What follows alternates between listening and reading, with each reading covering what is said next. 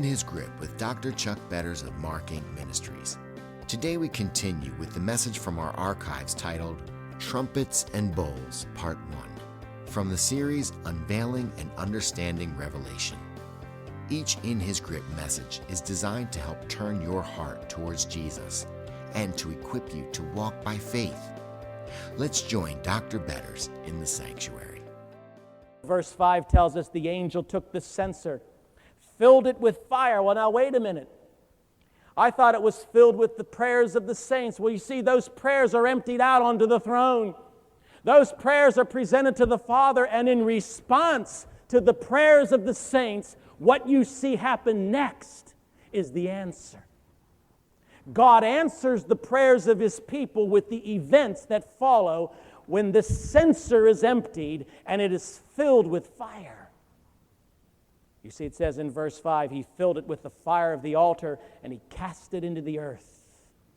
And there were voices and thunderings and lightnings and an earthquake. You see, God's response to our longing after His kingdom is to empty the censer of all of our prayers and to fill it with the fire from His perfected altar and to cast it onto the earth. This is nothing less than the announcement of judgment upon unsaved man for their hatred against Him and for their opposition to the gospel of Jesus Christ. And what you see happen in the rest of this block is God's judgment upon unsaved men for their opposition to the gospel of Jesus Christ.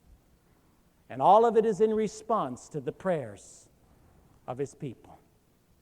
All of it is in response to us who pray, Thy kingdom come, Thy will be done. And so in chapters 8 and 9, the first 6 trumpets are sounded. Let's take a look very quickly at the first 4 because they're going to sound familiar. In verse 6 it tells us, and the angels, the 7 angels which had the 7 trumpets, prepared themselves to sound. You see, they are the executors of judgment. And the first trumpet sounds in verse 7. The first angel sounded, and there followed hail and fire mingled with blood, and they were cast upon the earth. And the third part of the trees was burnt up, and all the grass was burnt up. Now these are plagues that sound familiar to us. You see, when we read the book of Exodus, they sound like what happened with Pharaoh and Moses. But you're going to see that they're much more intense than that. For when Pharaoh and Moses were in conflict and the plagues were given at that time, hail and fire came down from heaven, but there wasn't anything mingled with blood. There's a greater intensity that's here. It's more severe than the 7 seals. It's more severe than the 4 riders. And you'll see that 1/3 is affected and not 1/4 as was in the case of the seals. There are more people affected, more destruction as we approach the end times. This shows that the progressing of the judgments of God upon the land will be very severe. This is nothing less than judgment upon the land, upon the fallen earth. Ecological judgment. Physical judgment upon a physical planet. Notice the second one, verses 8 and 9. It says, the second angel sounded, and as it were a great mountain burning with fire was cast into the sea.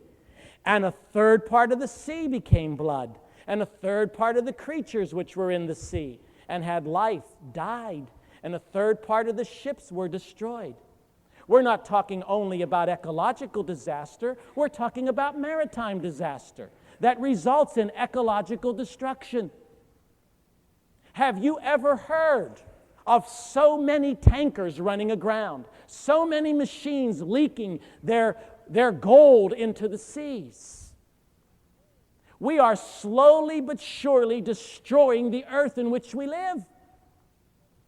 Plant life, sea life is being destroyed. What about the great spill that we just saw in the Middle East? What about the great spill that we saw just recently with the Valdez ship? What about all of these ecological disasters that we see more and more and hear more and more of taking place? Are these not judgments coming from God even upon the land that has fallen from Him? So it would seem from the sounding of these trumpets. Verses 10 and 11, not even the inland waters are exempt. Third angel sounded, there was a great star from heaven, and burning as it were a lamp, and it fell upon the third part of the rivers, and upon the fountains of waters, and the name of the star is called Wormwood. The third part of the waters became wormwood, and many died of the waters because they were made bitter. Even the skies are affected. In verse 12, it says, a fourth angel sounded, and a third part of the sun was smitten, a third part of the moon, third part of the stars. A third part of them was darkened, and the day shone not for a third part of it, and the night likewise. What are we talking about here? We're talking about ecological and environmental judgment and disaster that will get worse and worse and worse as we approach the coming of the Lord Jesus Christ. And we have an interlude in verse 13. And I beheld, and an angel was flying through the midst of heaven, saying with a loud voice, Woe, woe, woe to the inhabitants of the earth, by reason of the other voices of the trumpet of the three angels which are yet to sound. You see, that word angel there is not, it's a poor translation. It's really the word eagle. It's a bird of prey to show that what is going to follow in the next three judgments, in the next three trumpets, is even worse than the first four. We're talking about land, sea, inland waters, and skies ecologically destroyed. Man's lust and greed for power resulting in the blackening of the universe. And it will get worse and worse and worse as we approach the day of Christ. But that will be nothing compared to what the bird, what the eagle announces as yet to come. And thus we begin the fifth and the sixth trumpets, or what we call the first and the second woes that this bird announces. Look in verses 1 and following of chapter 9. When we come to chapter 9, we read in verse 1, the fifth angel sounded his trumpet, and I saw a star that had fallen from the sky to the earth. The star was given the key to the shaft of the abyss. Who is this star? Well, Luke chapter 10, verse 18 tells us who that star is. That star is none other than Lucifer. That star is none other than Satan. Luke 10:18 tells us, and he said unto them, I beheld Satan as lightning fall from heaven. This is an angel who falls from heaven. This is Satan. And Satan is the one who is going to be used of God to usher in the blowing of that fifth trumpet. This first woe, so to speak. Notice that he saw that the star had already fallen. It's a past event. John says, I saw a star that had fallen, past tense. He sees a picture of Satan in the last days. And he says that he holds in his hand the key to the shaft of the abyss. Before the coming of Jesus Christ, this place of judgment is called the abyss. After Jesus Christ comes back, it's referred to as the lake of fire. Here in this woe, Satan unlocks, listen now, he unlocks the abyss.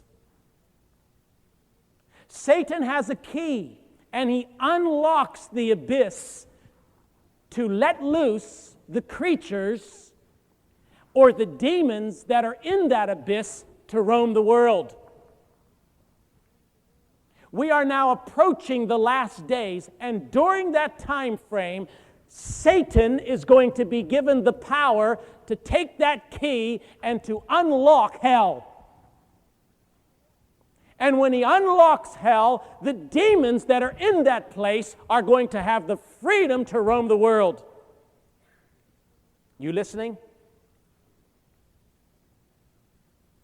And so Satan unlocks the abyss, and the creatures come out. Now, we are told in Ephesians, for example, that that we do not battle flesh and blood, but we battle principalities and powers and spiritual wickedness in high places. Every day we battle demons. Every day we fight the forces of evil. But I maintain to you that the ones who are locked into the abyss are not what we would call the normal, ordinary, run-of-the-mill devils and demons that we have to fight every day. I believe we're dealing with something else here. I believe we have an example of that when Jesus, if you remember, cast the demons out of the young lad. And the demons began to question Jesus and begged him.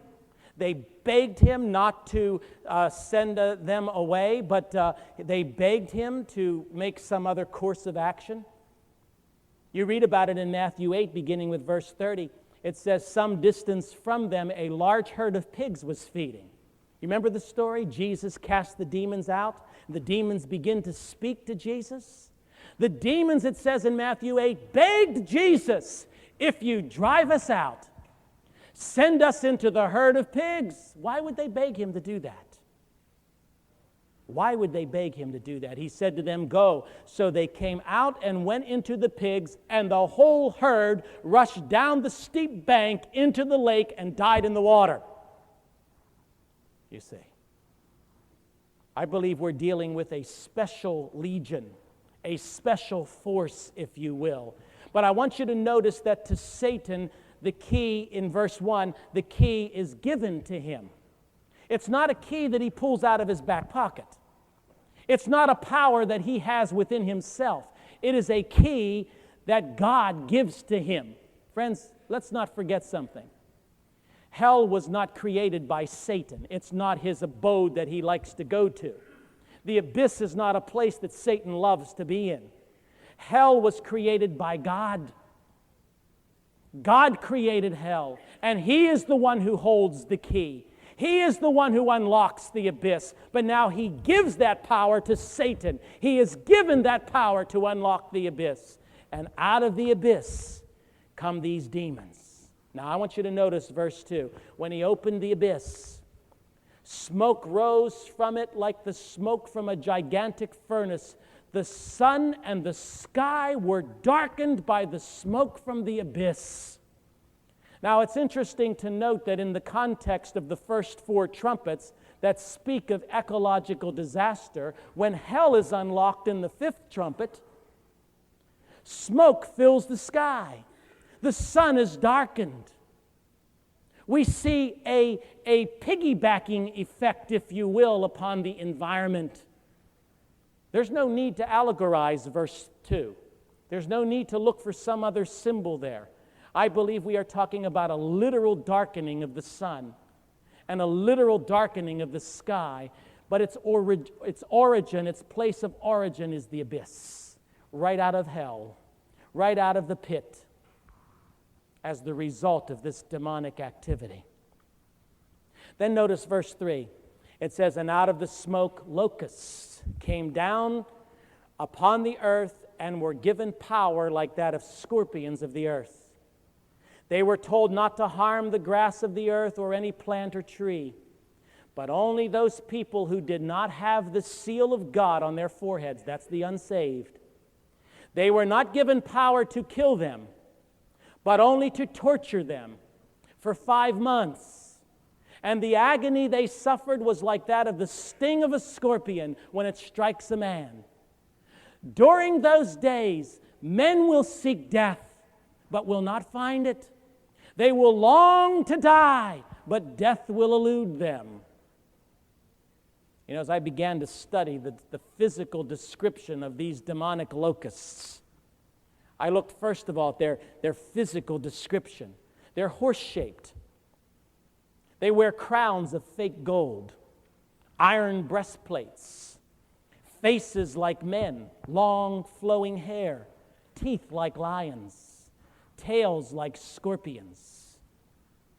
I want to tell you, when you put that physical description together and you realize what the symbols are in each of those things, these locusts represent all that is enticing and appealing and pleasurable to man. All of it. They play on the lusts and the passions of men, the enticement of the hair, the power of the teeth, the quest and the lust for strength, and yes, even the intelligence. but they play on the lust and the passions of men, and these locusts will delude men into believing that war, listen now, and power and hatred will bring utopia and joy. I think you see what I'm getting to. At least I hope you do. You'll note their chain of command. It's the prince of the abyss. It's the angel who's fallen from heaven. It's Lucifer. It's Satan, who is the commander-in-chief of these locusts. And they entice men to follow after their lust for passion and greed and power and war and blood. In their tail is their destructive power. They do not touch the grass as a normal locust would. Their mission is not to destroy earth, so to speak. Their mission is to destroy and to torture men. They're bent on unsaved men. They're after the lost men of the world to maim them and to torture them. How many of us will ever forget, if we spent any time around the TV set just recently, watching the atrocities that took place in Kuwait City? Eyes were being plucked out of people's heads, ears being cut off, fingernails ripped off, fingers cut. One woman had an axe taken to her head, and it was sliced in 3 pieces, and she was thrown out into the city. And no one was allowed to touch her for 3 days while her body rotted. Raping and pillaging and torture and maiming. And you have to sit back and ask yourself, how could another human being do that to another human being? And there's only one answer you could come up with. There's only one conclusion you could ever draw from something like that. It is nothing less than demonic activity of the last days. I believe that the shaft has been opened.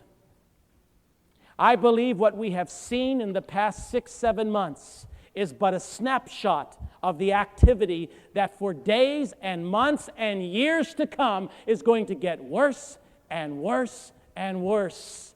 Please do not be deluded or deceived into believing that because the war in the Middle East is over, that the crisis of hatred and hostility has ended, because it hasn't. What you saw happen in the pillaging of Kuwait, what we saw happening with the Iraq War, is but a snapshot of what will take place in the end times, and you'll see that as we go on.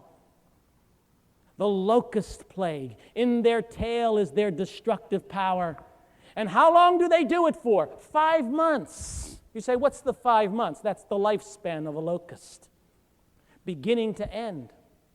From the beginning, when that creature is let out of hell, until the end, when God locks him back up into the abyss and casts him into the lake of fire and seals him there forever. From the beginning until the end, he will seek to torture and maim and destroy and capitalize upon the greed and lust of people like Hussein. And there will be more just like him. We're already talking about the fella in Syria, another Saddam Hussein. And there will be more just like him. You say, how do you know that? Well, just stop and think for a moment. Look at all of the torturing and maiming that went on in Kuwait City. There are hundreds, there are thousands of men just like Saddam Hussein. And they would do anything to be in the position of power. Why? Because they are demon-possessed. Hell, I believe, has been unlocked. All of their empty promises that the locusts make to entice men to follow them in their quest for power and pleasure, where does it end? It ends in torture on the rack of gloomy pessimism. One reporter, I got choked up when I heard this.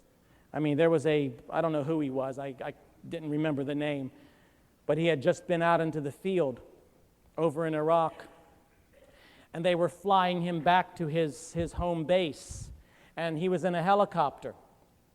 And he says, and the helicopter was going about 200 miles an hour over the desert sands. And he looked down and he saw a lone bunker there in the middle of the desert, a hole in the ground. And he says, and one lone Iraqi soldier, when he saw the helicopter approaching, climbed out of that hole and began to furiously wave a white flag.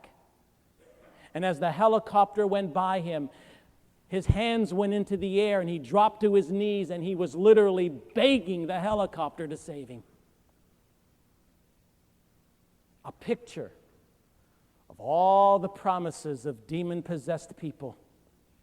Power-hungry, torturing, robbing, pillaging, raping people. All of the empty promises that those thousands and thousands of Iraqis were given by a man like Saddam Hussein come to nothing. They come to naught. Thousands of people killed. Thousands of people died. For what?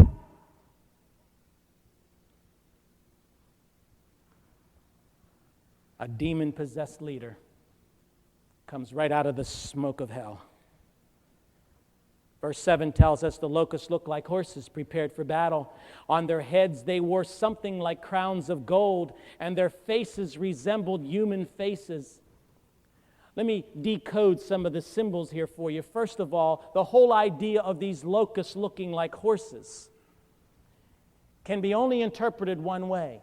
Horses all the way through war machines. The more horses you have, the greater your war machine. So the horses are symbolic of war machines. Man amassing war machines around himself. Weapons of mass destruction. And on their heads they wore something like crowns of gold. Fake wealth. Not real wealth, not shared wealth, but fake wealth. Wealth that is possessed by the demon-controlled leader. But not wealth that is shared by the masses of the people. They will only eventually be destroyed. They will only be ripped apart by the war machine. Verse 8 tells us that their hair was like woman's hair, enticing and alluring. You have to wonder when you sit back and you watch these reports, you say, how could these people follow him? How could these people be so deluded and so deceived? Because he's enticing. He has the flow of the woman's hair, alluring but fatal, just like Delilah was fatal. Alluring but fatal. Promising utopia. What do they usher in? Hell and pessimism. Just like all the Eastern religions of the world. Just like the Hindus and the Buddhists and all of the other cults that have made their way over into the Western world. What do they promise? Nothingness. Utopia. You can sit there and fold your legs from now until you're blue in the face. You can sit there and read all of the books and meditate as much as you want. You will never find peace and joy and comfort until you come to know the Prince of Peace, joy, and comfort, our Lord Jesus Christ. And we promise, the world promises utopia. These religions promise us peace. What do they give us? Pessimism, hell, destruction, and sore legs. Verse 9 says they had breastplates like breastplates of iron, and the sound of their wings was like the thundering of many horses and chariots rushing into battle. You see, this breastplate here portends invincibility. The wings, countless and endless noises of war, never content with one war. When one war's over, they go into another one. When that one's over, they rush into another one because the wings are constantly flapping. 8 years of fighting a bunch of teenagers in Iran wasn't enough for Saddam Hussein. He could only make 10 miles of progress inside the country of Iran, fighting a bunch of young kids from Iran. So he decided to take on the world's #1 power. And all the way through this, I kept saying to myself, who in the world does he think he's up against? But his hatred and his venom and his power and his greed. His wings just keep right on flapping, never content with peace, always lusting for more and more control. Verse 10, they had tails and stings like scorpions, and in their tails they had power to torment people for 5 months. Painful, devastating, burning dread, hopelessness, robbing men of all that is the light, robbing men of all that is true righteousness, holiness, and the joy of Christ. Why? Why do they do that? Because verse 11 tells you why. Their king is the king of the abyss. This is nothing short of demon possession at its best. Thank you for listening to In His Grip, a ministry of Mark Inc. We just concluded part 2 of the message titled Trumpets and Bowls, part 1, from the series Unveiling and Understanding Revelation. You can download this sermon at www.markinc.org. At markinc.org, you'll find numerous free resources that offer help and hope to the hurting. You can also safely give online to help keep In His Grip on the air. Thank you in advance for your support.